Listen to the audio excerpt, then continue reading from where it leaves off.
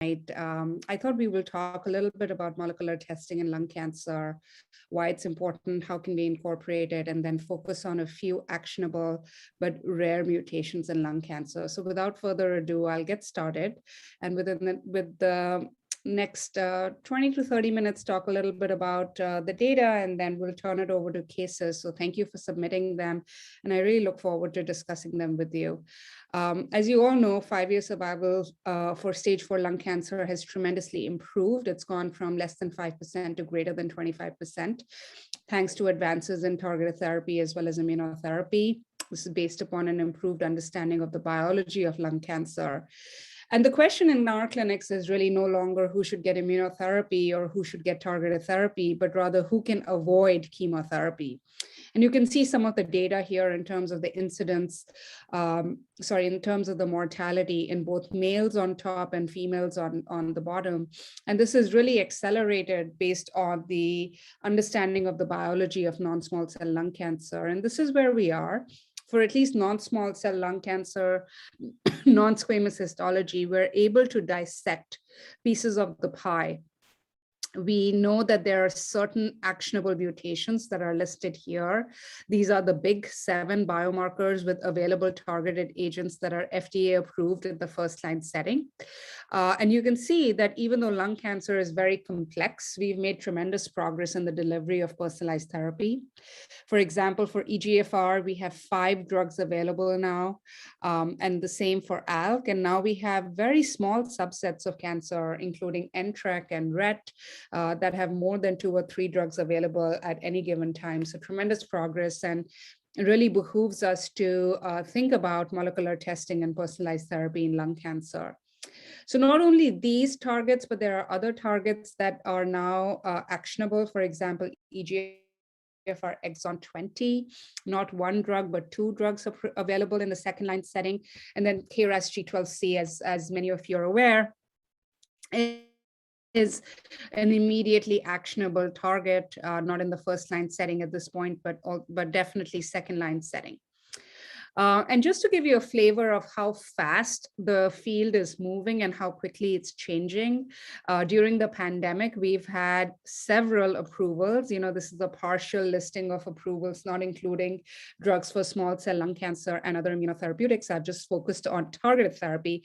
And you can see that we've, in a very short period of time, at least had a dozen approvals, including our first approval for targeted therapy in the adjuvant space. So all this time we've been focusing on metastatic disease, but now we have osimertinib available for adjuvant stage 2 to 3 non-small cell lung cancer after receiving chemotherapy. So tremendous progress. So this is how I apply targeted therapy in my practice. This is a typical patient journey at my practice. Patients with a possible diagnosis of stage 4 non-small cell lung cancer are initially either either evaluated by interventional pulmonary or by our interventional radiologists and undergo a bronchoscopy or diagnostic biopsy. And while they're meeting with the medical oncology and undergoing disease evaluation in terms of PET and MRI, we usually recommend that they get PD-L1 and next generation gene sequencing on the tissue. And next generation gene sequencing should at least include the available and actionable biomarkers that I'll go through in a moment. But why is this important? I think firstly, we know that for both our non-squamous and squamous histology, we need to know what the PD-L1 level is so that we can recommend either monotherapy or chemoimmunotherapy. But especially for the non-squamous patients on the left, there's a big bifurcation where patients with actionable mutations can actually skip all those steps and go straight to targeted therapy. With the availability of molecular data, not only can we personalize medicine, but we can improve outcomes, as demonstrated by improved overall survival in patients with EGFR mutant lung cancer, for example. But we can also lower toxicity. We can lower the impact that cancer has on patients' lives by removing the IV option. Comprehensive molecular testing in non-small cell lung cancer is now included in national guidelines, and it is defined as complete EGFR ALK, BRAF, ROT, RET, and NTRK 1, 2, and 3 testing. And I just want to make sure that we all are on the same page, that their institution, for example, has a DNA-based reflex panel that covers 156 genes that will cover all of these. But we also run a simultaneous RNA fusion panel because there is data that some of the fusions, as well as some of the MET exon 14 mutations and NTRK fusions, may be missed on DNA testing alone. So we usually recommend both DNA and RNA fusion panels when being conducted on solid tumor. The other thing I will mention is that we'll talk a little bit about liquid biopsy up ahead in the talk. The Guardant 360 panel. So Guardant has 2 liquid biopsy assays. One is a shorter panel with a much quicker turnaround that they call the Guardant 360 CDX. And that does not cover all 3 of the NTRK genes. It covers NTRK 1 and 3, doesn't cover 2. The longer panel, or the larger panel, which is the 500 gene panel, does cover all of the genes. However, it does take a little bit longer time. The Foundation 1 liquid panel does cover all of them. So it's just a matter of being aware that, NTRK 2 is very rare, but currently comprehensive testing is defined by all of these being tested. So how do we go about testing for these, and how do we apply this in our practice is the question. And traditionally, our way of doing this has been by using tissue that's obtained at the time of diagnostic biopsy, which is then assessed for adequacy, and then tumor tissue is submitted for DNA assessment. However, we now have the ability to minimally invasively assess the blood samples, use the circulating tumor DNA, send it for plasma ctDNA analysis.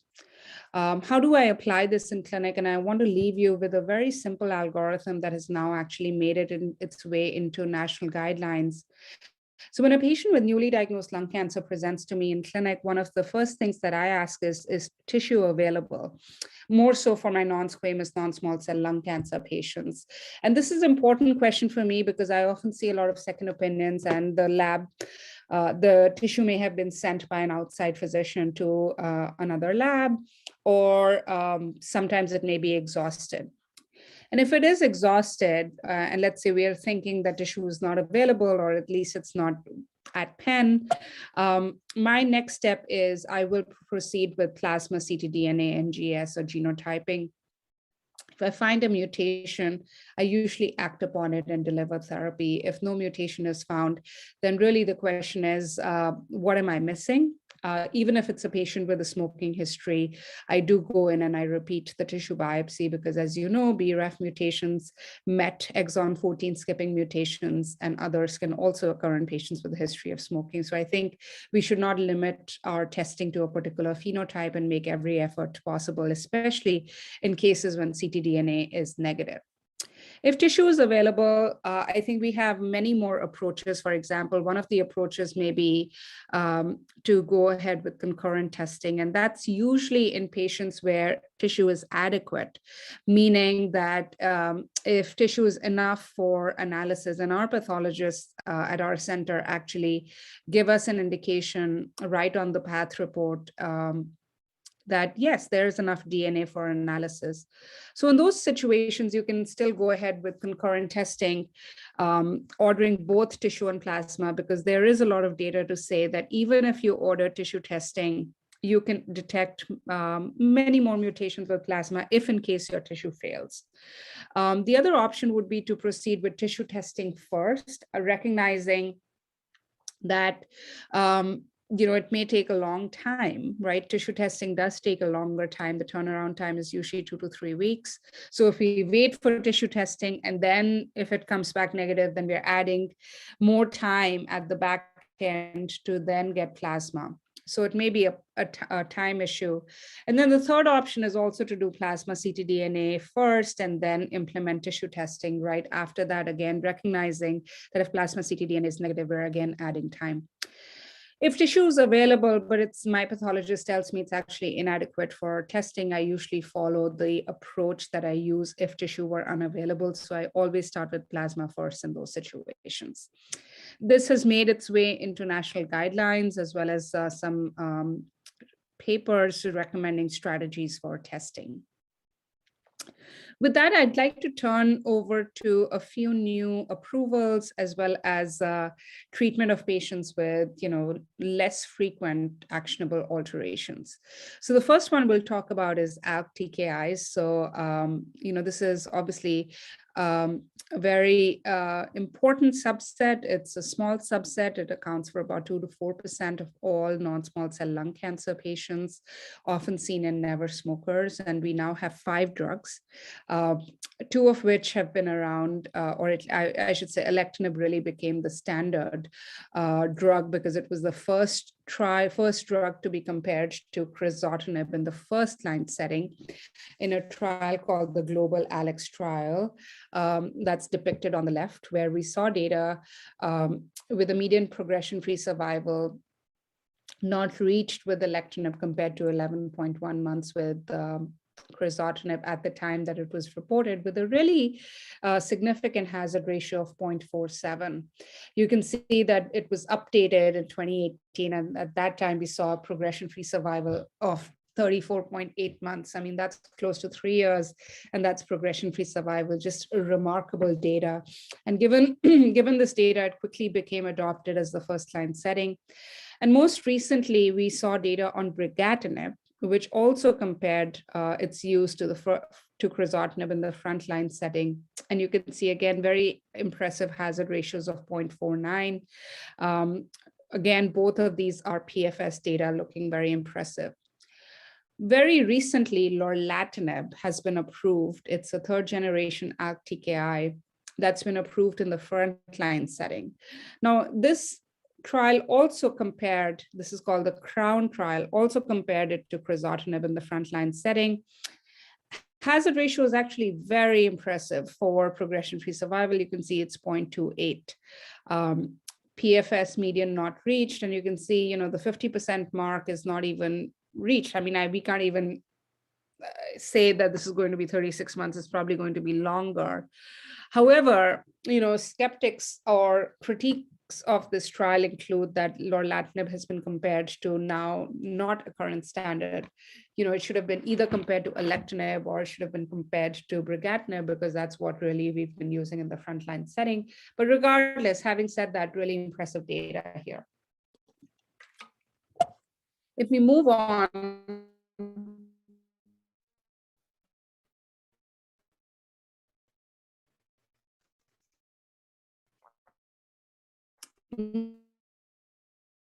this is a quick summary far left.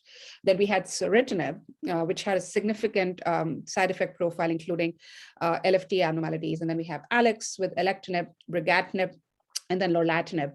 And I would like you to pay some attention to the median PFSs here in the second to last row, 34.8 months reported with alectinib, and then really not reached with brigatinib and lorlatinib, much higher than what we expect with crizotinib on the left and ceritinib in the column next to it. And then overall response rates, you can see that, very impressive overall.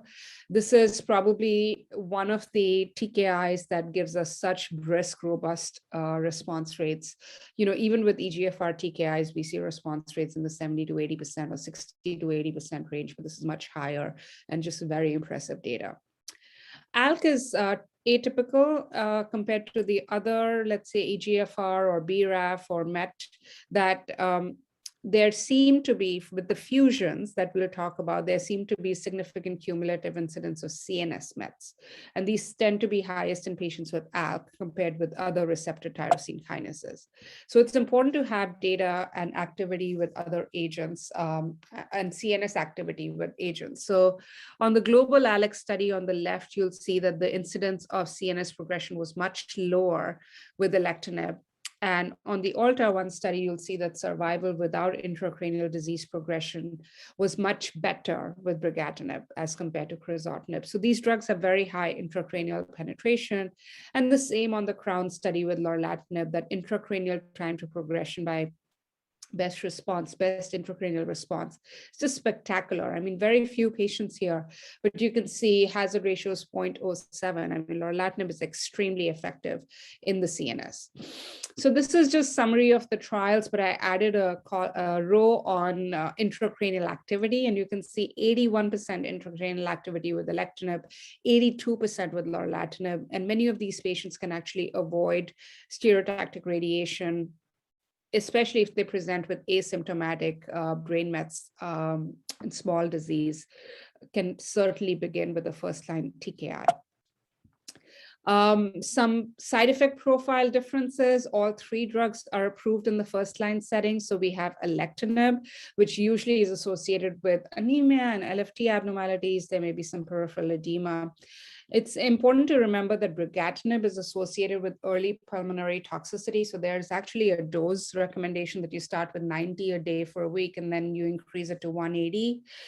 And then lorlatinib finally has a very curious side effect profile also, where you can have lipid abnormalities, including hypercholesterolemia and hypertriglyceridemia. You can also have cognitive impairment. Patients often feel like they are fuzzy on details, or they have ADHD where they can't remember what they were going to do, and then they tend to forget things. It doesn't really get worse over time, but it's something that patients just learn to live with. But it's important to remember that this can be limiting for some patients in practice. And then a couple of slides about what to do in the later line setting. Before lorlatinib became approved in the frontline setting, it was our drug of choice in the second line setting, because it's a very active third generation ALK TKI. Its activity has been shown in phase 1 experience across multiple cohorts, including those that received more than one ALK TKI. You can see impressive waterfall plot with lorlatinib. And it does have CNS responses, even in patients that have more than 2 TKIs before. So on the left, you'll see overall response rate of 38.7% in these patients with an intracranial overall response rate of 53%.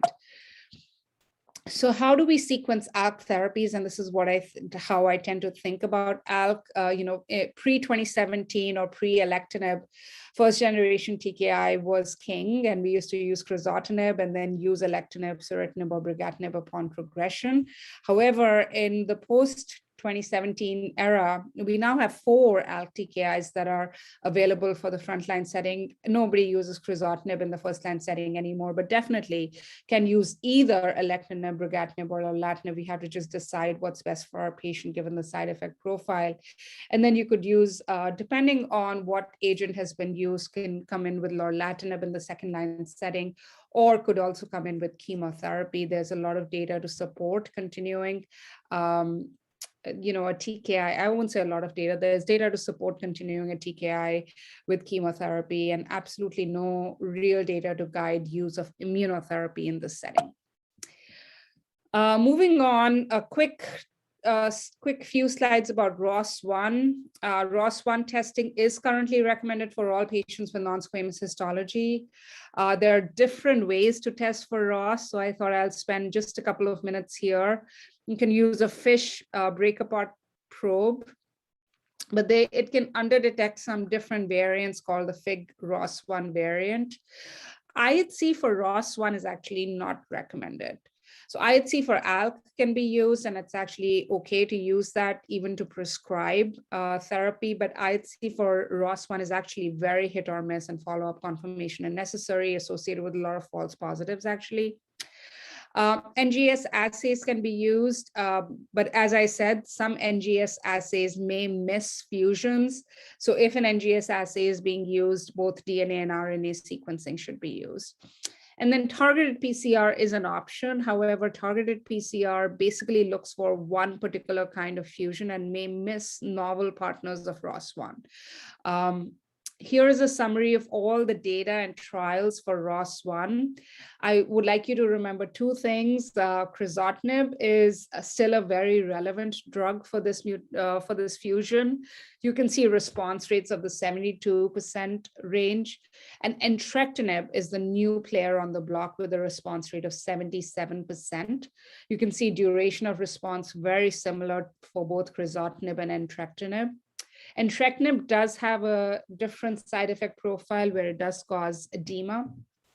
And crizotinib is associated with peripheral edema, but also with this characteristic vision abnormality where patients may have floaters.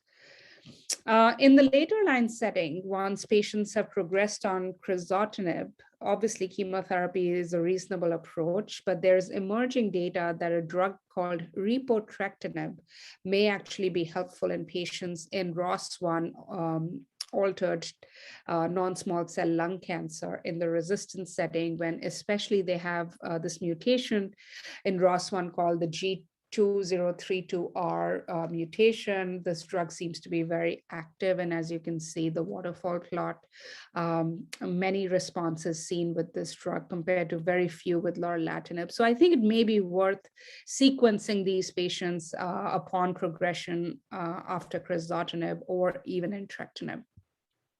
So in summary, second and third generation ALK TKIs are the current standard of care for first-line management of ALK rearranged non-small cell lung cancer.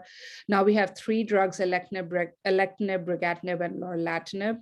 And then ROS1 is a rare subgroup. Crizotinib and entrectinib both have activity, and variable activity has been demonstrated in the resistant setting. So that's sort of our summary for ALK and ROS, but we'll go on to talk a little bit about RET alterations in non-small cell lung cancer.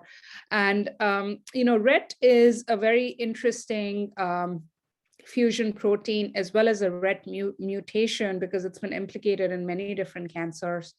And I would say that this discovery of RET dates back to 1985, when they were first described in lymphoma. And fast forward, we now have approval for two drugs in both non-small cell lung cancer as well as in thyroid cancer. Hundreds of patients enrolled on trials across the world, significant activity noted. Again, a word on how to detect this. You can use IHC, FISH, but RNA-based assays seem to be the best. This is a picture of a RET fusion using the FISH break-apart probe assay. So Celpercatinib is the first drug we'll talk about. It's LOXO-292, very potent selective RET inhibitor. It's not a dirty kinase inhibitor. It doesn't have a lot of activity across different kinomes. It's a very specific inhibitor, and was evaluated in this clinical trial called Libretto, that looked at 700 patients across various lines of treatment for both fusion positive metastatic lung cancer or thyroid cancer. And we looked at both treatment naive as well as pre-treated patients with overall outcomes of response rate and duration of response. And you can see that efficacy of Celpercatinib was amazing. I mean, this waterfall plot has basically all of the patients except 3 on the right side of the waterfall plot. Out of these 105 patients, you can see overall response rate about 68% and CNS activity of about 91%, including activity in patients who had chemotherapy or an ICI or multikinase inhibitor. You can see amongst treatment naive patients, response rate is 85%. And then you can see some of the side effect profile, overall well-tolerated drug, but I want to focus on a couple of grade 3. So the neurosurgery service was consulted. They came and discussed with the patient. Due to the highly symptomatic brain lesion, they decided to go ahead and resect the biggest one, which confirmed recurrent adenocarcinoma. The repeat NGS again showed ALK fusion rearrangement. And then the patient received the gamma knife to the second lesion and then was switched to alectinib that was now guaranteed due to change in insurance. She did develop some transaminitis on treatment and some mild hyperbilirubinemia. There was no obstruction in the ultrasound. I was concerned that maybe I was missing potential liver metastasis, but it was likely just toxicity from the treatment, and I just also reduced her treatment to 450 twice a day, and she appears to be tolerating it decently well. That's great. I've seen hyperbilirubinemia and grade 2 to 3 LFT abnormalities very frequently with alectinib, and they do seem to respond to dose reduction. I have also, I'd be curious to see if anyone on the call shares this experience. I have also had to make a parallel move to change my patient from alectinib to brigatinib, just because of intolerability and grade 3 LFT abnormalities that did not correct despite holding alectinib for a long time. And the patient was basically off treatment for 3 or 4 months, and I just had to make a parallel move or a lateral move just to say to start the patient on brigatinib. So I don't know if any of you have had that experience.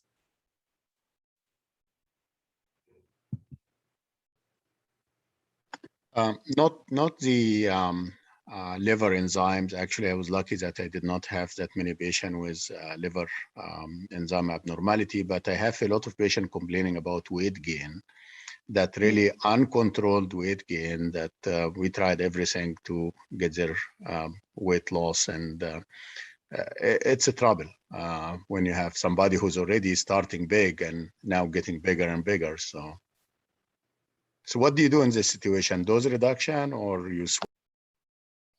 So I think grade 3 I hold, grade 2, I think at the first event of any toxicity, I hold and repeat in a week.